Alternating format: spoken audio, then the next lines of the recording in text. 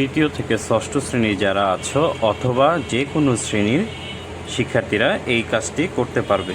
দেখো, আজকে আমি তোমাদেরকে এখানে গাছ আঁকা শেখাবো। কিছু ছোট গাছ যেগুলো বড় বড় গাছের নিচে থাকে বা বাড়ির আঙিনায় থাকে, এটা একটা অংশ।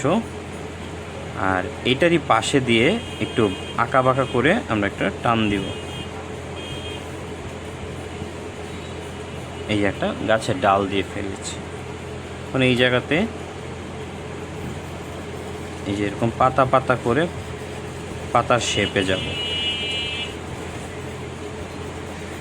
একটা গাছ করলাম, এই পাশে একটা ঘর করলাম। আমি এর আগের ক্লাসে যে তোমাদেরকে ঘর দেখিয়েছিলাম ঠিক সেম এখানে এই ঘরটা আঁকবে। তারপর এই পাশে কী ছিল, একটা কলা গাছ ছিল।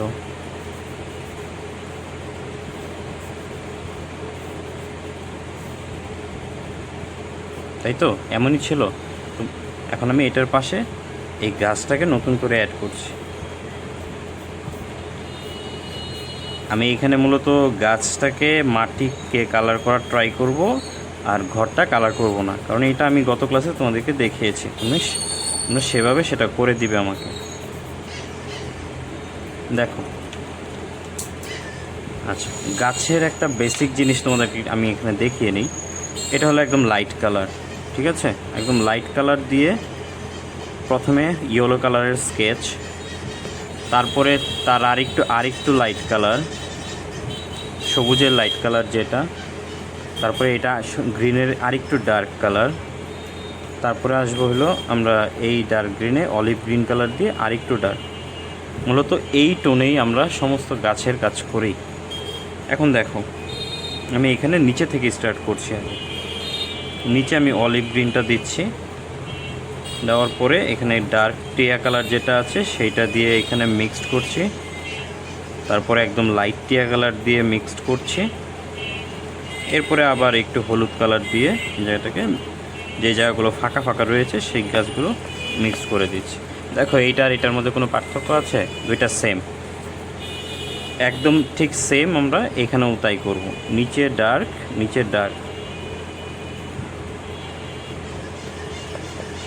আমরা নিচে ডার্ক কালার করব। ছোট ছোট করে কাজ করি। তোমরা চেষ্টা করবে দাগের বাইরে যেন না যায়। আর গাছের ক্ষেত্রে দাগের বাইরে গেলেও খুব একটা সমস্যা হয় না, যদি তোমরা সেই কালারটাকে ম্যানেজ করতে পারো, দেখার সৌন্দর্যটাকে ঠিক রাখতে পারো।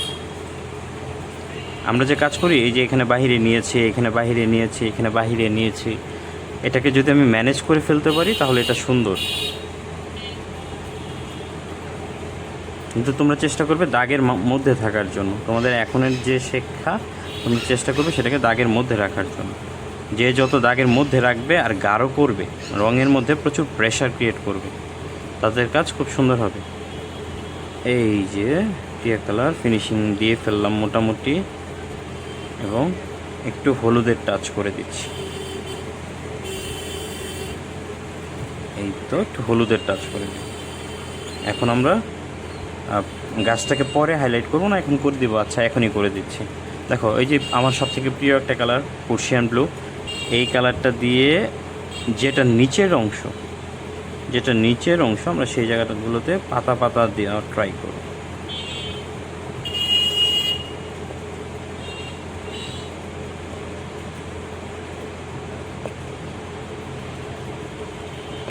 এই যে এখানেও যদি আমরা গোল গোল করে পাতা দিলাম,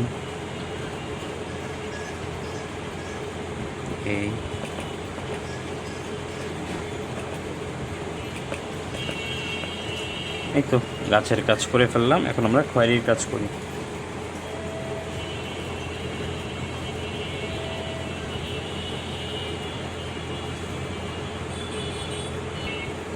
এখন আমরা এই কাঠালি কালার দিয়ে জায়গাটাকে মিক্সড করব। সবসময় খয়েরি একটা রঙের উপর দিয়ে এটাকে একটু কিছুক্ষণ সময় ঘষলে সেই জায়গাটা মিশে যাওয়ার পর আমরা চাইলে এই পাশে একটু নিতে পারি, মাঝখানটা লাইট রাখলাম। আমরা হালকা একটু অরেঞ্জ কালারটা দিয়ে একটু দাগ দিব, তারপর আবার ডার্ক খয়েরি কালার যেটা আছে, ডার্ক খয়েরি কালার দিয়ে দাগ দিলাম।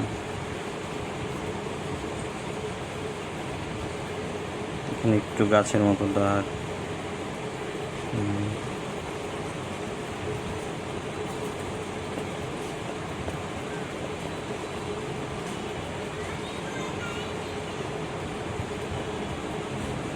নিচে মূলত এটা একটা গাছের ডাল হয়ে গিয়েছে।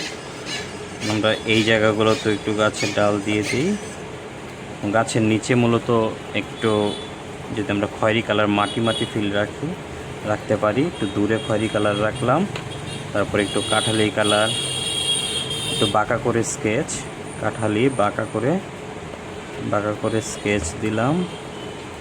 তারপর আমরা একটু টিয়া কালার দিয়ে একটু গাছের নিচে ঘাস থাকে সেই ফিলটাও দিতে পারবো। দিলাম এই, ঠিক আছে। এই হলো একটি বাড়ির আঙিনায় গাছ, ছোট গাছ এবং ঘর। এই যে আমরা এখানে যদি ঘরের নিচে কাঠালি দিয়ে আমরা কী করব, আমরা মাটির যে কালারটা আছে দূরে হালকা করে এই জিনিসটাকে এখানে মিক্সড করে দিব। ব্যাস, আমাদের উঠান হয়ে গিয়েছে। উঠানের পাশে একটি বড় গাছ হয়ে গেছে। পরে আমি এটাকে আম গাছ বানাতে পারবো, জাম গাছ বানাতে পারবো, এগুলো পরের কাজ।